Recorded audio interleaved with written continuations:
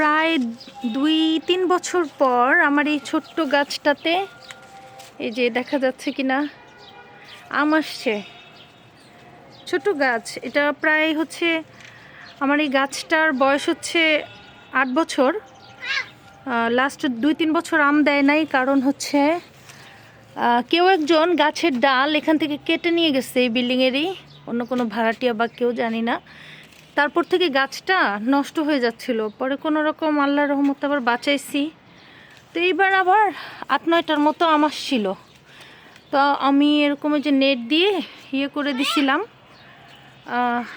তো নেট দেওয়ার পর নেটের ভিতর থেকেও আম নিয়ে গেছে। দেখেন নেটের ভিতর থেকে এই যে দেখা যাচ্ছে কি না দেখেন, এই যে আম ছিঁড়ে নিয়ে গেছে, খেয়ে ফেলছে।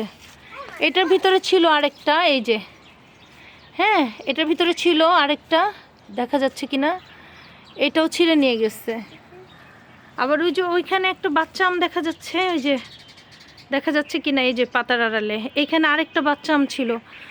তো কোনো বাড়ি এই আম বড় হতে পারে না, ছোট্ট ছোট্ট থাকতেই আমার আমটা ছিঁড়ে ফেলতে হয় সব সময়। এই যে এখন আমি ছিঁড়ে ফেলবো আমগুলা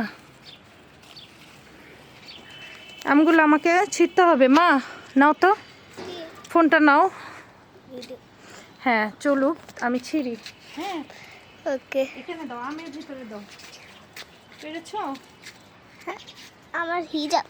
হ্যাঁ দেখা যাচ্ছে। হ্যাঁ বিসমিল্লাহির রহমানির রহিম। চুরি হয়ে যায় যখন, ভাবলাম যে কি দরকার।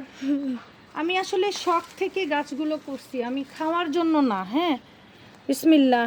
তো সবগুলো এরকম নেওয়ার ট্রাই করব এখন, কারণ অন্য কেউ ছিঁড়ে আরেকটু বড় হইলে যদি ছিঁড়ে খেত তাহলে ভাল লাগতো। হ্যাঁ ছোট ছোট বাচ্চা আমগুলাকে কেন ছিঁড়ে ফেলে আমি জানি না। তো আমি ভাবলাম যে না, ছিঁড়ে নিয়ে যাই, আমার বাচ্চারা একটু করুক, মজা পাক, এই জন্য মূলত। তো বাকিগুলো ছিঁড়ে নিয়ে যাই, কি আর বলবো, কিছু বলার নাই আসলে, সত্যি কথা যেটা।